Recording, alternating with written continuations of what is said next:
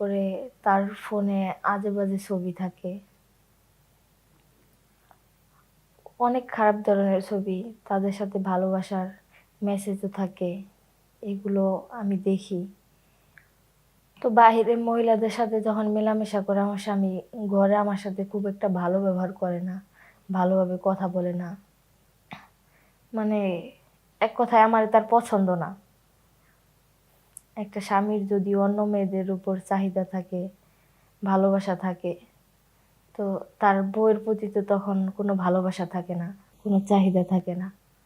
তার কারণ ওনার চাহিদা তো উনি বাহিরেই মিটায়, ঘরে বউয়ের তো কোনো প্রয়োজন নাই, থাকে না।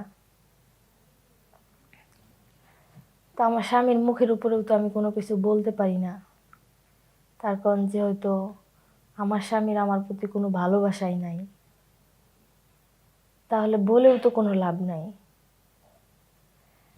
তারপর এক সময় আমি তাকে হাতে নাতে ধরে ফেলি। একটার পর একটা অঘটন করতেই থাকে। আপনারা সবাই কেমন আছেন? আশা করি ভালো আছেন।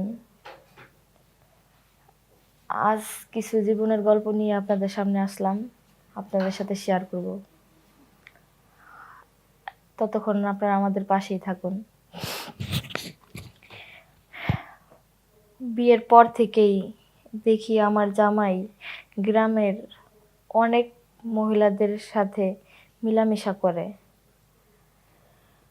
আমি অনেক আজে বাজে ছবি দেখছি, কিন্তু জামাইয়ের মুখের উপর কোনো কথা বলতে পারি নাই। কারণ এগুলো বলে সংসারে অশান্তি ডেকে এনে লাভ নাই। তাই একটা সময় আমিও অনেক মানুষের সাথে মেলামেশা শুরু করলাম। সংসারে যদি পুরুষের চরিত্র ঠিক না থাকে, তবে বউয়ের চরিত্র ঠিক থাকবে কিভাবে?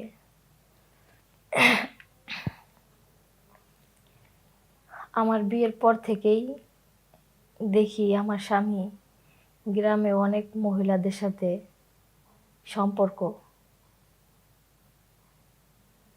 অবৈধ সম্পর্ক করে। তারপরে তার ফোনে আজেবাজে ছবি থাকে। অনেক খারাপ ধরনের ছবি, তাদের সাথে ভালোবাসার মেসেজও থাকে। এগুলো আমি দেখি।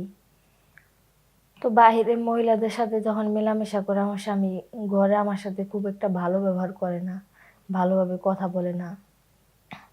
মানে এক কথায় আমার তার পছন্দ না। একটা স্বামীর যদি অন্য মেয়েদের উপর চাহিদা থাকে, ভালোবাসা থাকে, তো তার বউয়ের প্রতি তো তখন কোনো ভালোবাসা থাকে না, কোনো চাহিদা থাকে না।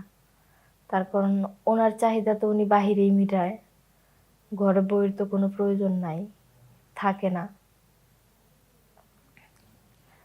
তো আমার স্বামীর মুখের উপরেও তো আমি কোনো কিছু বলতে পারি না। তার কারণ যেহেতু আমার স্বামীর আমার প্রতি কোনো ভালোবাসাই নাই, তাহলে বলেও তো কোনো লাভ নাই। তারপর এক সময় আমি তাকে হাতে নাতে ধরে ফেলি। একটার পর একটা অঘটন করতেই থাকে। করতে করতে আমি তাকে হাতে নাতে ধরি। ধরার পর তখন আমার মাথা ঠিক থাকে না, তখন নিজেরেও বুঝাইতে পারি না। না বুঝাইতে পারায় দেখা গেছে আমিও একটা সময় অন্য পুরুষের সাথে খারাপ কাজে লিপ্ত হয়ে যাই, মেলামেশা করি। কিন্তু এটা যে আমি অন্যায় করতেছি কখনোই আমি ভাবি নাই। কারণ আমার স্বামী তো বাইরে যায়, আমিও তো একটা মেয়ে মানুষ, আমারও তো একটা চাহিদা আছে। তো সেটা তো আমার স্বামী পূরণ করে না, আমার কাছে আসে না, আমার হাতের খাবার খায় না, আমার সাথে ভালোভাবে কথা বলে না, ভালো ব্যবহার করে না। তা আমি কি করব? আমি নিরুপায় হয়ে আমি অন্য ছেলেদের সাথে মেলামেশা শুরু করি, সম্পর্ক করি। তারপর এরকম করতে করতে আমিও আমার স্বামীর কাছে এক সময় ধরা পড়ে যাই। যেমন আমি তারটা ধরছি, সেও আমারটা ধরছে। ধরার পর আগে আমি অন্য পুরুষের সাথে মেলার আগে সে আমার সাথে যতটুকু ভালো ব্যবহার করতো, তো ওইটুকু ব্যবহারও আমার সাথে ভালো করে না। আস্তে আস্তে আমার উপর নির্যাতন বেড়ে যায়, খারাপ ব্যবহার বেড়ে যায়, খারাপ আচরণ করে, মারধর করে। আগে তো গায়ে হাত তুলতো না, যা কিছুই হোক, তারপর থেকে গায়ে হাত তুলে, সংসারে অশান্তি, দেখতে পারে না আমি ভালো না খারাপ, এই সমস্ত কথা বলা বলি করে। তারপর আমি কি করব, কোথায় যাব, আমার তো কোনো ভাষা নাই তখন। তার কারণ আমি তো এটা অন্যায় করছি, আমার তো এটা করা ঠিক হয় নাই, আর কেনই বা আমি এটা করতে গেলাম। তারপর আমার স্বামী আমাকে বলে আমার বাবা মাকে আনতে। তো আমার বাবা মাকে আইনা তাদের সামনে আমি কি বলবো, কোনো কথা বলার নাই তো, কোনো ভাষা নাই। কারণ আমার বাবা মা আসলেও তো তখন মানবে না।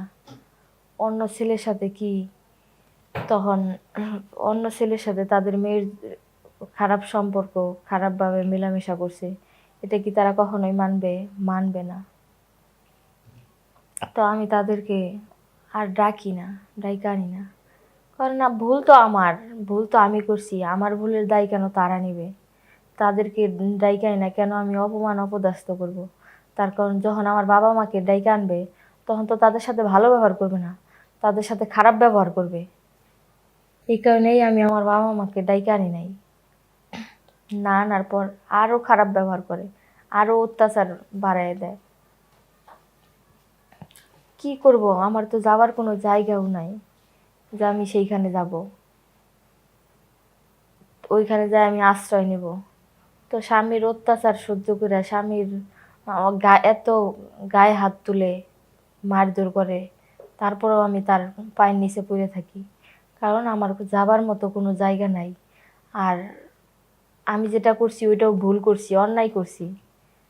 তো আমি তো বুঝতেই পারতেছি যে আমি অন্যায় করছি, তাহলে কেন আমি তারে ছাড়া অন্য জনের কাছে ঠাঁই নিতে যাব, বা আমার বাড়িতে যাব, আমি আমার আত্মীয় স্বজনের কাছে যাব? একটা সময় আমার স্বামী তো বুঝতে পারে যে আমি যেরকম ভুল করছি, আমার বউর সাথে অন্যায় করছি, তার কারণ তার যেটা প্রাপ্য তাকে আমি দেই নাই, তার কাছ থেকে দূরে দূরে থাকছি, তার অবহেলা করছি, অত্যাচার করছি। এই কারণেই তো সে অন্য কোথাও গেছে। যখন এটা বুঝতে পারবো, তখন এমনিতেই সে মানে নিব। এই কারণেই আমি আমার আত্মীয় স্বজন, বাবা মা, কারো কাছেই যাই নাই। তো এইভাবেই চলছে। এখন আমার আর কি করার, যে হয়তো আমি একটা অন্যায় করে ফেলছি,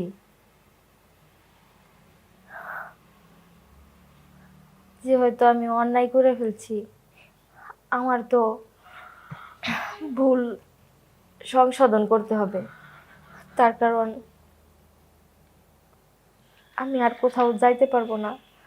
আমার স্বামীর কাছে থাইকেই আমার ভুল সংশোধন করতে হবে, স্বামীর সংসার করতে হবে। তাই বোনেরা, আপনাদের উদ্দেশ্যে বলা যে যে যাই করেন না কেন, স্বামী যদি খারাপ রাস্তায় থাকে, অন্য বাহিরের কোনো মেয়েদের সাথে সম্পর্ক থাকে, আপনার স্বামীকে আপনারা বুঝান, বুঝায় ভালোবাসা দিয়া আপনি রাইতে আনার চেষ্টা করেন। কিন্তু স্বামী অন্য রাস্তায় গেছে দেখে আপনারা নিজেরা খারাপ রাস্তায় যাবেন না, আমার মতো ভুল কেউ করবেন না। তার কারণ মেয়েদের ভুলের কোনো ক্ষমা নেই। তারা কোথাও যায় মা বাবার কাছে ঠাঁই পায় না, তার আত্মীয় স্বজনের কাছে যায় ঠাঁই পায় না, তার স্বামীর কাছেও ঠাঁই পায় না। বিয়ের পর মেয়েদের স্বামী হয়েছে তাদের বড় অবলম্বন। তাই আপনারা সবাই স্বামীর দিকে খেয়াল রাখবেন, স্বামীকে ভালোবাসবেন। সবাইকে আবারও ধন্যবাদ জানাই। আসসালামু আলাইকুম, আল্লাহ হাফেজ।